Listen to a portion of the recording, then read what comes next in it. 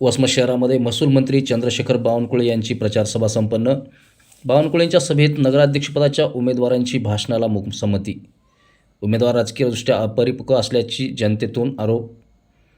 वसमत नगर परिषद निवडणुकीसाठी भारतीय जनता पार्टीच्या अधिकृत उमेदवार सुषमा शिवदास बोड्डेवार यांच्या प्रचारार्थ आज वसमत शहरातील झेंडा चौक येथे सभेचे आयोजन करण्यात आले होते।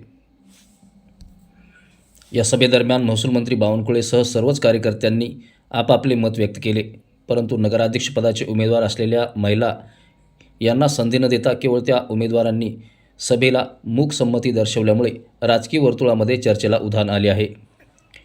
सभेच्या व्यासपीठावर नगराध्यक्षपदाच्या महिला उमेदवार उपस्थित असतानाही प्रत्यक्ष भाषण मात्र त्यांच्या पतीकडून किंवा पुरुष नेत्याकडून करण्यात आल्याची दिसून आले।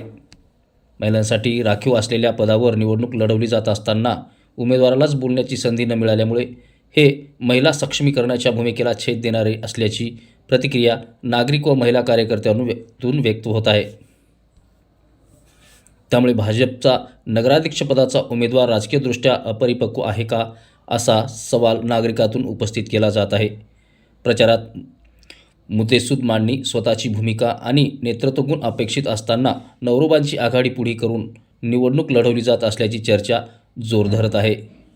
एकूणच वसमत नगर परिषद निवडणुकीत महिलांसाठी राखीव असलेल्या नगराध्यक्षपदावर खऱ्या अर्थाने महिला नेतृत्वाला संधी दिली जाते की केवळ नावापुरती उमेदवारी दिली जाते, हा प्रश्न आता जनतेच्या चर्चेचा विषय ठरला आहे। आगामी काळात या मुद्द्याच्या निवडणुकीवर काय परिणाम होतो याकडे सर्वांचे लक्ष लागले आहे।